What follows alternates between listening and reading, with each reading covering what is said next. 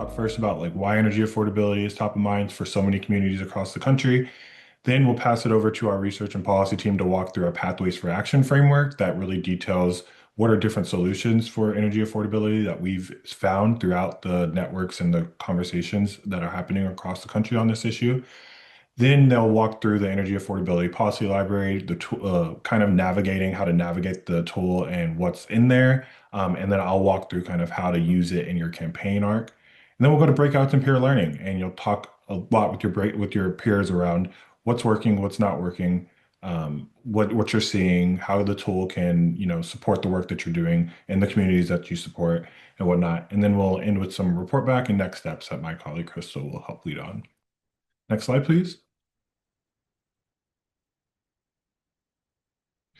For those of you who may be newer to our work, Just Solutions, we invest deeply in environmental and climate justice organizations and coalitions at the state level. So our role is really to support their state leadership by convening partners across the country, providing timely and actionable research and policy, technical assistance, and creating learning spaces like this one so that folks can really navigate what's happening across the country without having to, use their time-strapped capacity to do research on who's doing what, what's happening where, and whatnot. We see our work as connective tissue in a lot of ways, helping translate lessons from across the states to keeping solutions grounded, while also, emphasizing and highlighting community leadership and the live experience of a lot of folks who are dealing with the climate impacts across the country. So our partners are networks, coalitions, alliances, and organizations that really work in the community who are tapped into what's happening both at their state level, but also at their community and local level. And with that knowledge comes a number of tools and ideas and just innovation that we want to make sure other communities are exposed to the best of our ability. So that's what this space is also about. And I'm really excited to pass it over to my colleague, Crystal, who will talk a little bit today about what we will be doing and why energy affordability is top of mind. Yeah, hi everyone. I'm Crystal Bernard. My pronouns are she, her, and I'm based in Detroit, and I'm on the state team with Brandon, and I'm excited to be here today. So let's talk about why energy affordability is really a core issue to us. We really understand it as a justice issue that's tied to other structural concerns like health, housing, stability, safety. A lot of times, people have to decide between whether to keep their home cool or if they can afford medical care, and we understand those decisions as justice issues. So we are trying to work with state partners to advance some solutions. A big part of that is this affordability library with model policies.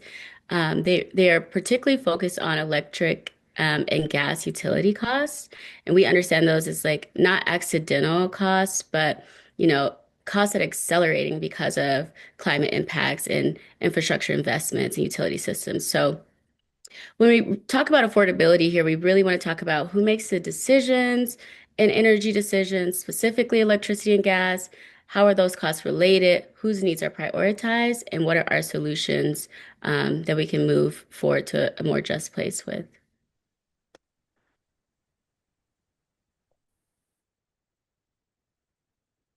So yeah, today we hope that by the end of this session, y'all will be able to understand how we at Just Solutions can really help y'all with your approaches to energy affordability policy. Um, Understand the policy library that we'll have presented and walk through later on today, how it's structured. We also want to take insights on how it can be most usable. This is definitely a learning and testing space, not just a one-way presentation. We want to set some concrete examples of how the policy library can support advocacy work and also have some breakout discussions and figure out what's the strategy moving forward and if we have any alignments that we can synthesize today. And with that, I will pass it over to our fabulous research and policy team, Elena Krieger and Jennifer Moon, who will walk us through some frameworks and the tool itself. So with that, Jennifer and Elena. Thanks, Brandon, and good to see everybody here. So before we jump into the library itself, I wanted to provide a link and go through a foundational report that we released this fall. I put the link in the chat that provides the framework for how we are thinking about energy and affordability and how we structured the library and the deep dives on specific policy solutions. So we'll run briefly through this, but in case you want to deep dive into the report at a later point, that's a resource where you can get a deeper dive into who's impacted, what some of the adverse outcomes of unaffordable energy are, from disconnections to really difficult bill trade-offs, what some of those drivers of unaffordable energy are, what's both causing persistent and uh, emerging causes of increasing rates. And then we go through a set of policy strategy areas, sort of in four core categories, to try to address unaffordable energy. And none of these is enough alone. Each of these includes important components that can come together to create a suite of strategies to address energy unaffordability. These include things like household protections to provide relief for households now, residential decarbonization to bring down bills and address greenhouse gases at the same time, utility reform, and funding and financing to help pay for this all. So next slide, please. Very quickly, and you've probably seen versions of this all over the place. On the left, we have increase in residential electricity prices from 2019 to 2024 in states like California, where I live. This is 66% over just 5 years. And this is only to the end of 2024. We've seen record numbers of rate increases in the last year. And on the right, we see increase in residential gas prices, which is often left out of the conversation and have been increasing persistently faster than inflation in almost every state as well. While this is affecting everybody, there's individuals who are feeling the burden of this more than others, in particular low-income households, renters who face barriers to clean energy adoption and have limited control over their energy use, folks in rural areas, people living in mobile and old homes, and also particular populations like the elderly or people dependent on electrically, powered medical equipment who are vulnerable to electricity shutoffs and unaffordable energy, but are still facing some of these difficult trade-offs. Next slide. Before we get into how to actually solve the affordability crisis, the first main question is, what's actually causing bills to go up in the first place? And we've sort of broken this into two categories. And one is that there have been persistent unaffordability challenges across the board for decades, right? Persistently low incomes have made it so that households for years have struggled to pay for their bills and have faced for some of these difficult trade-offs, have faced utility disconnections. Renters, folks without enough capital, face barriers to adopting energy efficiency measures and things that would bring down the costs at home. And in many places, there's lack of utility accountability, transparency, and oversight. But we're also seeing emerging drivers that are making the problem worse. These are things like climate impacts, wildfires, crazy hurricane recovery costs, and the cost to try to harden the grid and protect against future disasters, in addition to those recovery costs. Major new loads like data centers. We have seen a lot of rate increases based on new investments in gas and electricity distribution infrastructure and in maintenance of aging infrastructure. There are delays to interconnecting clean energy at the transmission level. They're meaning we're not getting access to the low-cost clean energy that is waiting to provide electricity to the grid because there are these multi-year delays. And of course, we're seeing federal rollbacks, things like permits, of tax credits and incentives, in particular for clean energy coming online, and also forcing us to pay for keeping old coal plants, old peaker power plants that are expensive, unreliable, and polluting on the grid. Next slide. So what do we do about it?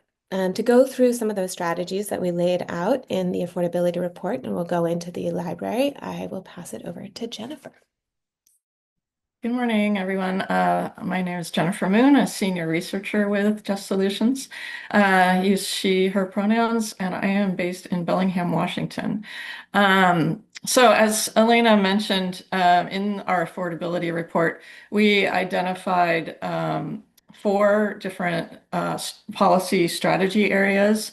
And the first one being household protections.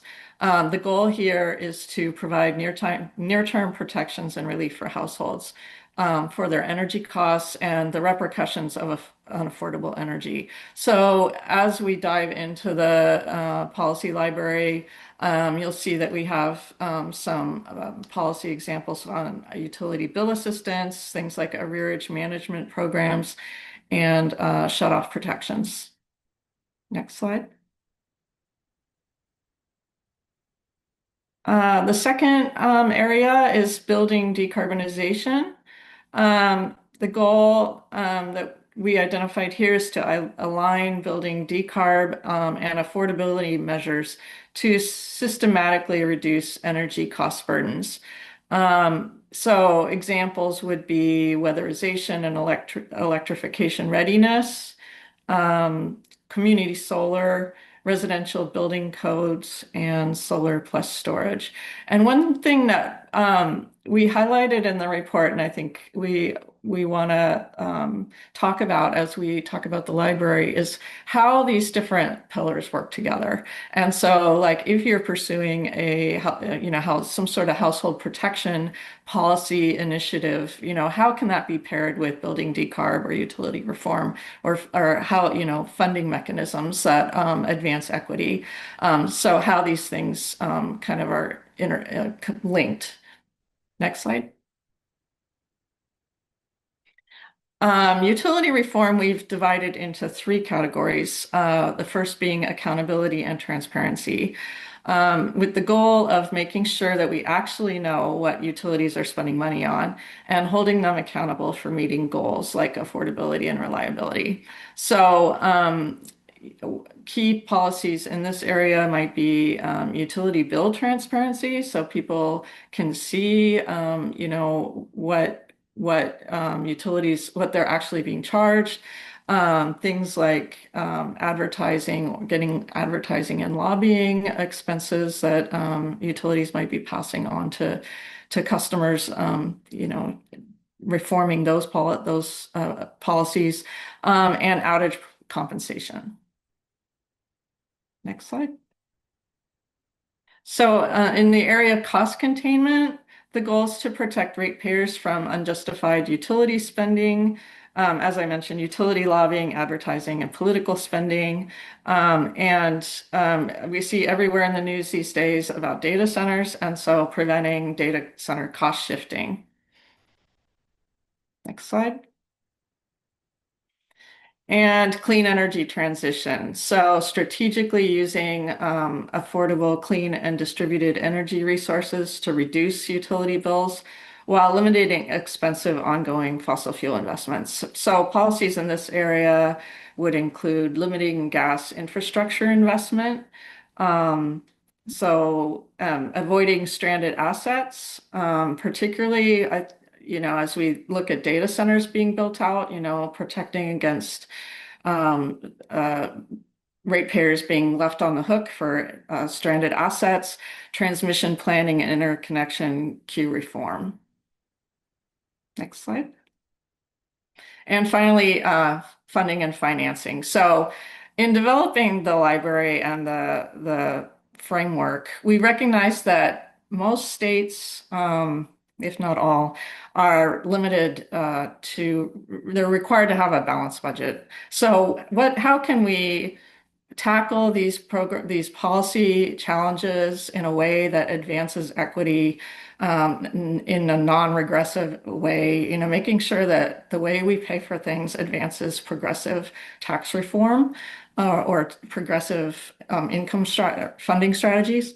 So finding new and non-rate strategies for funding decarbonization and low-income assistance measures that provide additional capital. So things like polluter pays strategies, green banks, state progressive residential energy tax credits, these kind of strategies. All right, next slide. Okay, now I'm going to pass it back to Elena to dig into the library. Thanks.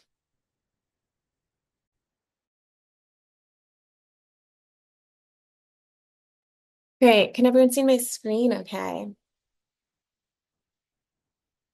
Someone give me a thumbs up. Great, thanks. All right. So if someone else on the call can drop this link into the chat so everybody can explore this at the same time. I'd like to introduce you to our Energy Affordability Policy Library. This is not meant to be a list of all of the policies that exist to address energy affordability across the country. This is a solutions portfolio to explore different kinds of options that might be able to address energy affordability in your state, in your region. We designed each of these policies to give an example of what might go well, what some of the potential limitations are, and some examples of where these have gone well and where these haven't gone well. So I'm going to give a quick walkthrough of how to navigate and how to use this Energy Affordability Library. If you can see my cursor up on the top here, there's a guide for using the library that we have up on the top. So when you come back to this later and you forget everything that I said today, you can go through this and this tells you what all the sections are and how to navigate the individual components. We have a few dozen policies that are in here. It's a live library. We want to continue to update these. There are new ideas that are emerging all the time. We will keep on adding those as we move forward. And we'd also love to hear from you. So over on the left, we have a link here to contact us if you want to have a one-on-one or talk about any of the individual policies or how to use these for your state or for whatever you're working on. And we also have submissions. So if you have a cool idea or a cool example that we're missing, please let us know. We'd love to incorporate it. So up at the top, this is a searchable library by different categories. The first category is affordability strategy. So we've broken this down into those strategies that Jennifer just walked through. They're alphabetized, so it's going to go in a different order. But the first of these is funding and financing strategies. So if you click on funding and financing, for example, you'll get cap and invest, green banks, pay as you save and inclusive utility investments, polluter pays, and other progressive energy tax credits, other ways that you can think about funding and financing both at the utility scale and at the household scale outside of rates that can support some of these measures. Similarly, you can look at household protections for shutoff protections and things like that, residential decarb, and various forms of utility reform. Over here, we have region. These are mostly state policies. We didn't go deep into federal policies at this moment, although some of them do exist at the federal level, and we have a few local or regional policies. Depending where you're working, you can check on policy mechanism. I will say a lot of these are a mix of legislative and regulatory. Often it takes some legislative action to get something to take place, and then it is implemented at the regulatory level. But we have some examples that pass by ballot, for example, or by litigation. You can look by keyword. So if you're also interested in data centers or in energy efficiency, you can drop down here and click on those entries to see what comes up. You can filter by community benefit. So if you're also interested in, let's say, resilience, in addition to energy affordability, this will pull up a bunch of additional policies such as distributed energy and building codes that have resilience benefits. And then finally, you can just do a search by keyword. There's a button here with an X that you can click on to undo the search and reset everything again. And once you go into any given policy, I'm going to start with data centers, which everyone is talking about these days, and we'll walk through what's here. So at the top, we have a sort of table of contents so that you can navigate through a little summary of specific features of the policy. There's an overview section. Why does this matter? In the case of data centers, as we all know, there's huge loads that are coming onto the grid, and there is an increasing concern that all of the electricity infrastructure that has to be built out to support these new loads will get paid for by all of the rest of the customers, driving up bills, and increasing reliability concerns in places without enough capacity online. What's the policy solution? Well, there are a whole slew of different solutions related to protecting ratepayers and ensuring that you're not getting those cost shifts, and also related to things like providing incentives for or standards for buildings that house data centers to include efficiency or flexibility measures that can reduce the impact of those data centers in the first place. We have a section on model policy features. These include things like creating a separate utility ratepayer classification for large loads, trying to create incentives for them to participate in demand response programs so they can reduce their load in times of peak demand, and things like building standards, as I said. And supporting things like batteries instead of diesel generators, so that their backup power can be flexible and non-polluting. We have a section in every policy on potential limitations and pitfalls. For example, data centers might not actually be able to be flexible in many cases and might not be able to change the load based on the needs of the grids because of the sort of operational demands. These pitfalls are in each policy entry, things that we've seen in different places. So I'll give another example. We have an entry on percentage of income payment plans, which cap bills at a certain percentage of household income to ensure that people are not energy cost burdened. One of the challenges of those is that we frequently see that enrollment is really low, and that sometimes less than 10% of households in a state might actually be participating. So we'll go through in the potential limitations and pitfalls, some of those common challenges that we see for any given policy when it actually hits the point of implementation. We next have a category here on complementary policies. These include some policies that we either may include or may not include in our affordability policy library. But in this case, for example, data center environmental protections, we think is important. These are a set of complementary policies. That's not an affordability policy. It's not in our library, but we wanted to include it here as an important component. We also have transmission planning and interconnection queue reform to make sure we're getting enough clean energy and energy storage onto the grid, so that we're not seeing this tension between these new major loads demanding energy and a lack of existing capacity. And we do have an entry for that. So you can click on this and we'll take you over to that energy affordability policy entry. We have a section on additional information.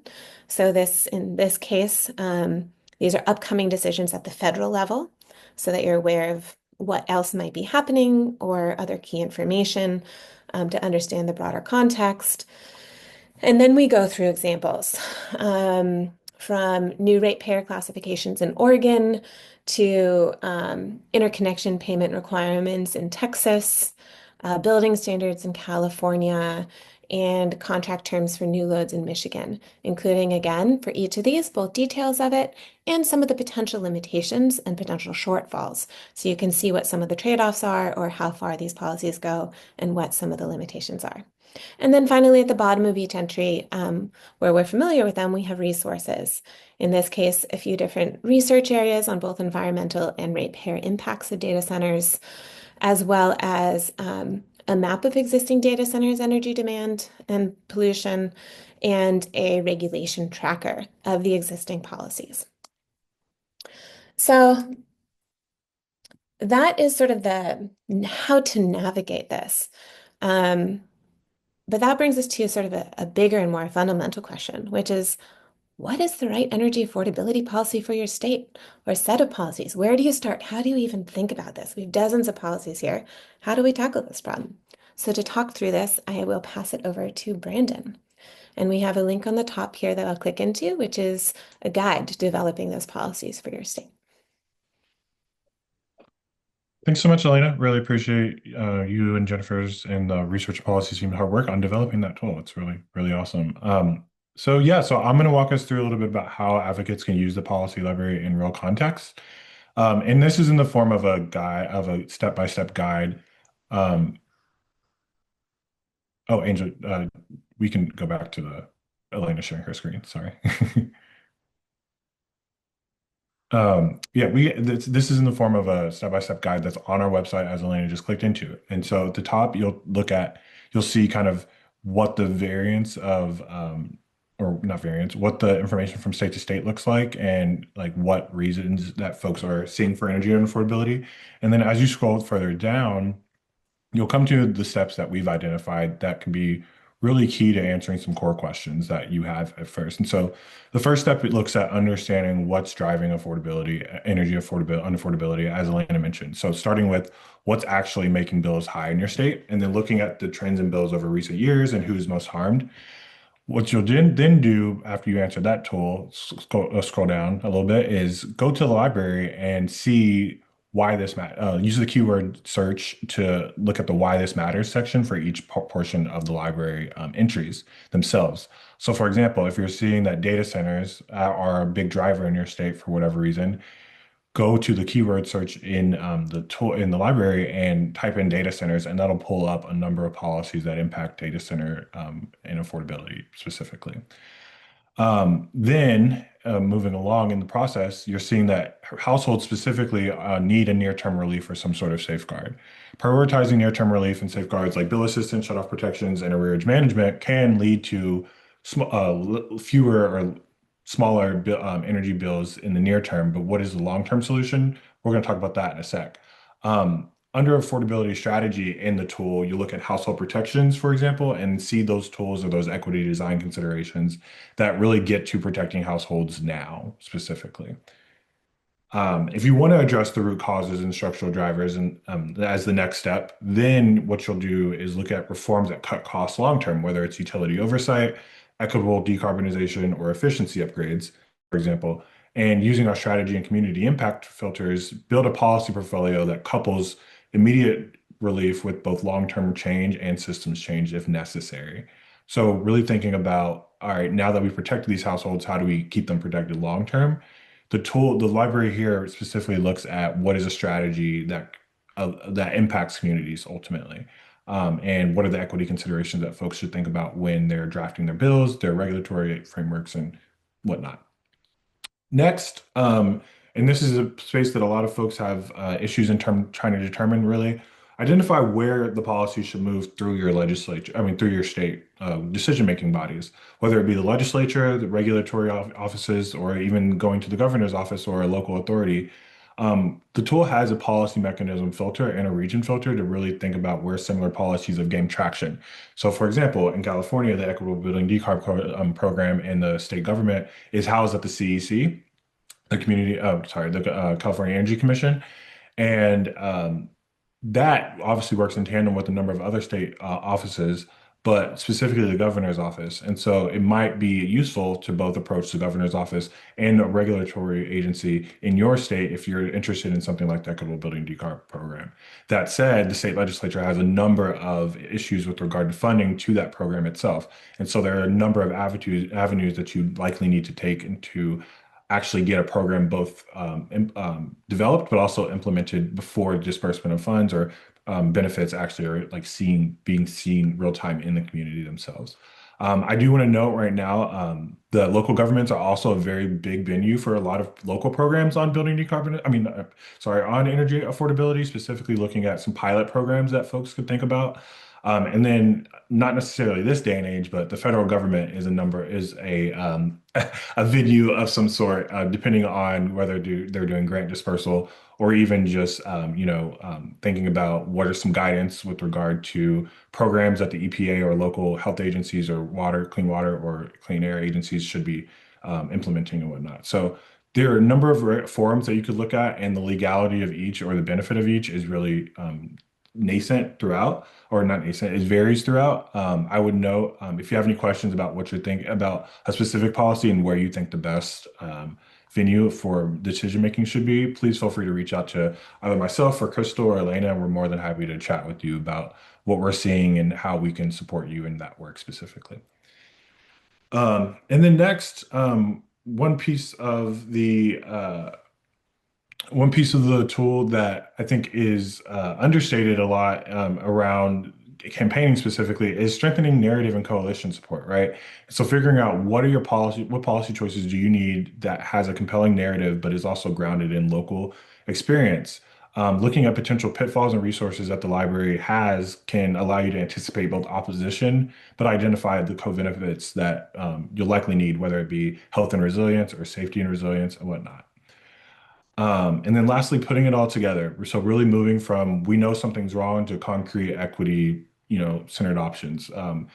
If you know something is wrong, but you don't know where to start, really just dig into the tool and feel free to reach out to us for that support. Um, and start looking at Section 2 with disconnection protections, bill assistance, and whatnot, and then use Section 3 to identify what reforms could be.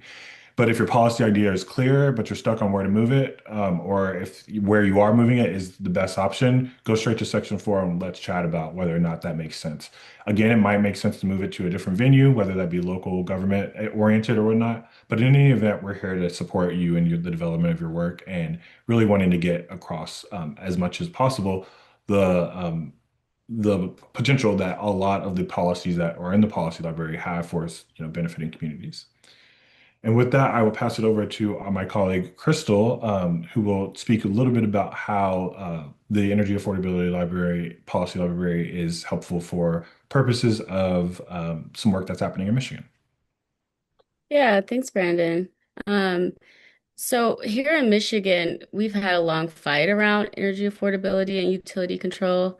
I know there's some folks from Michigan in the chat, so that's unsurprising to a lot of folks. But we do know that we wanted a strong and longstanding and equity-based community solar policy.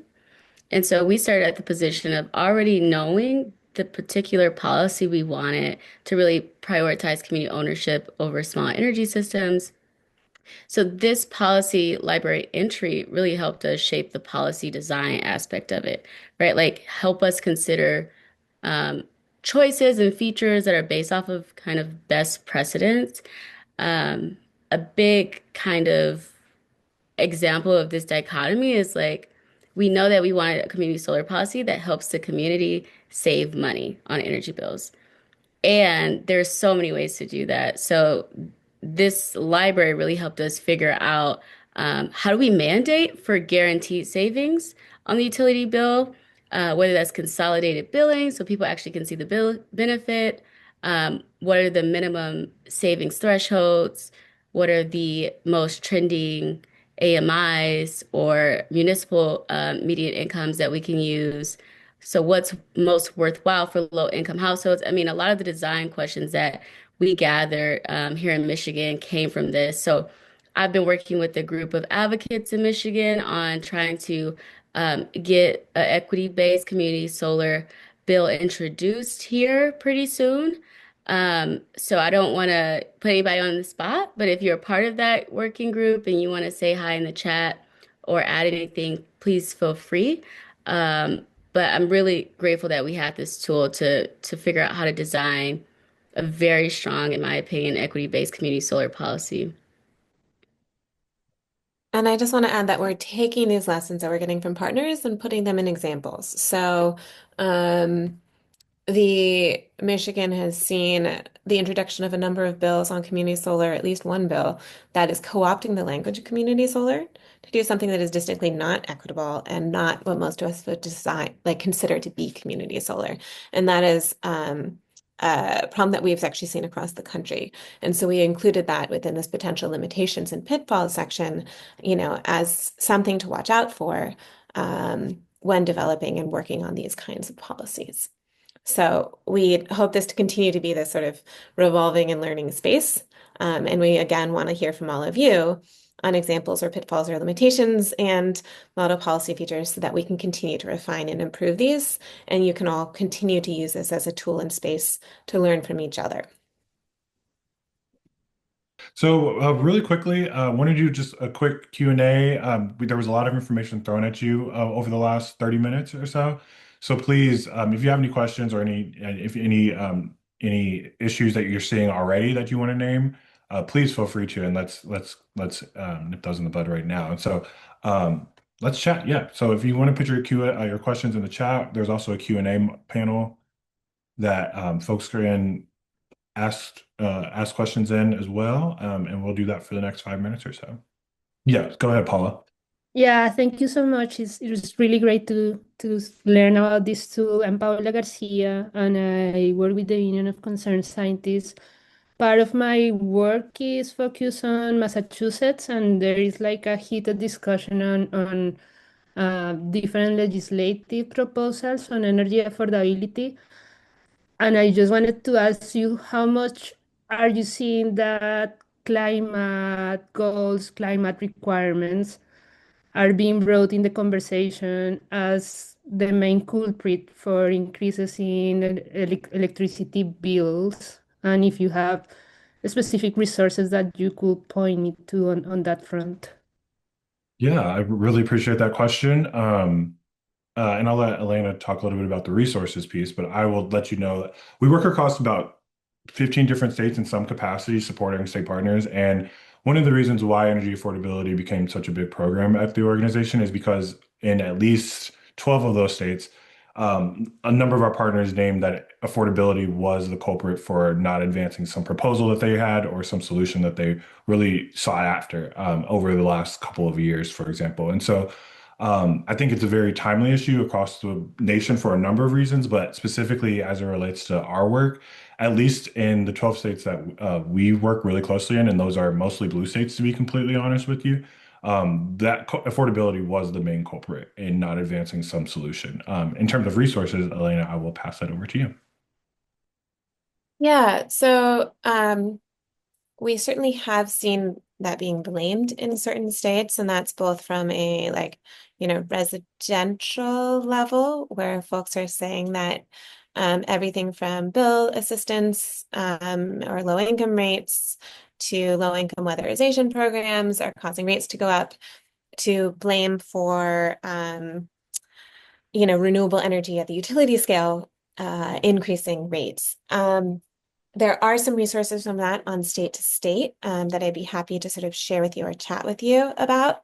What I will say is one of the reasons that we included this sort of separate section on funding and financing within the tool was to try to separate out some of those conversations so that you could continue to try to advance, let's say, low-income weatherization programs or all of the building upgrades that you need to implement before you can even begin to weatherize your home or electrify your home, and find other funding sources for that before going into trying to pull that off from rates, which raises questions about who's paying for it. Is that shifting costs onto other customers, and what does that look like?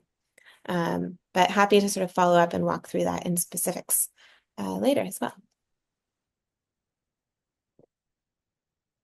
Thanks, Paula. There was a question in the Q&A, Elena, that said, are there any policies in the library that y'all came across that are complementary to / help to set the stage for transitioning to publicly owned utilities? I'll let you go into detail. However, I do know that there are other resources that I'm happy to name that partner organizations are developing currently, including People's Action, Climate and Clean Energy Equity Fund, and a couple of other national nonprofits that are looking at that specifically as well. And our lens is through the lens of research and policy specifically, but those are looking at it from both that and organizing. So once those are developed, we'll definitely be sharing those. But Elena, do you want to talk specifically about certain policies, or Jennifer as well? Yeah, so I just put in the link to one of our colleagues who worked on this, actually went to go work for another organization specifically on public power. So I put the link for that in there. Her name is Sylvia Chi. She is great and would be a great resource if you want to reach out and talk about that. We didn't go too deep into the pure sort of utility reform category because it just opened up a whole other set of policies that are really deeply important. But stuck with the utility reforms that were sort of had like a very clear and direct linkage to affordability. I would say that some of the sort of transparency and accountability measures that we have talked about are a good first step. Things like billing transparency to sort of raise awareness of utility operations and the impact of their decisions as you start to perhaps build a campaign around something like that. I'm really excited to announce that we are going to be hosting a series of webinars following up on this that specifically looks at each of the buckets that Jennifer walked through earlier. So if you're interested in decarbonization specifically or utility reform specifically, funding and finance, we'll have webinar spaces that will have breakout rooms and we'll have full discussion specifically on that around policies to advance in those buckets. And those will be likely starting in mid-February through March. And so I'm really excited about hosting those. And we'll also be talking to some of our partners on the ground who are actually working on those policies currently, who can talk about, the pitfalls that they've seen in action, whether it's blue state, red state, or purple state, or even if they're doing local versus federal work. So really just wanted to announce that there will be a more deeper strategy space in that arena specifically. And so again, apologies for not being able to do breakouts here today. We just our webinar account got flustered for some reason. And so thank you. I do want to also shout out a number of our partners on the call who did help who helped inform the policy library in some capacity, whether you're part of Climate Max, which is a number of national groups, organizations such as PSR, Physicists for Social Responsibility, Initiative for Energy Justice, People's Action Institute, or you're a local group that's working, Michigan Environmental Justice Coalition, Solidarity, and California Environmental Justice Alliance, Front and Center, Communities for Coalition of Color, and Oregon. A lot of the information that you all provided went directly in hand to make this policy library happen. And so we really appreciate the work that you all are doing. This is a living resource, and so want to make sure that it's up to date with the most relevant information as possible. So if you're coming across something in your state, or if you want to see more information from your state be shared in this policy library, please feel free to reach out to myself, Elena, Jennifer, or Crystal, as well as using the feedback form that's on the website for that. We will be doing follow-up conversations with a number of you all because of our relationships, and so I'm really excited to build through those. I want to pass it over to Crystal or Elena or anyone from the team if you have anything else you'd like to add. I started chatting, but I just want to respond to one of the Q&A questions, which is whether we have policies related to EV charging. There's many ways to think about that. We have one set of policies related to demand response to try to properly compensate electric vehicles for charging and discharging at times that are actually beneficial to the grid rather than exacerbating it. And we have another policy related to correctly valuing distributed energy resources sort of across policies at the Utility Commission. For example, to take into account things like EV growth and solar growth and storage growth, and to, again, sort of compensate and value them for their potential use on the grid. We have another policy on equitable EV charging infrastructure that we have not actually posted. So if you are interested in that, maybe we should go ahead and post that. And we're also happy to follow up and chat about that offline as well. Cool. And more broadly, I would love to once again just thank all of our partners who've provided feedback on this throughout the development of the library that have made this so much stronger and more nuanced. And we really appreciate all of you. Great. I just have a quick note. Yep, thanks, Brandon. Everyone will get an email with the slides and all of our resources and the upcoming affordability events that Brandon mentioned. So feel free to share, feel free to stay in touch. And I know Angel just dropped Elena's and Brandon's contact in the chat. So feel free to reach out. Like everyone said, this is evolving and iterative, and we're excited to continue to let this grow.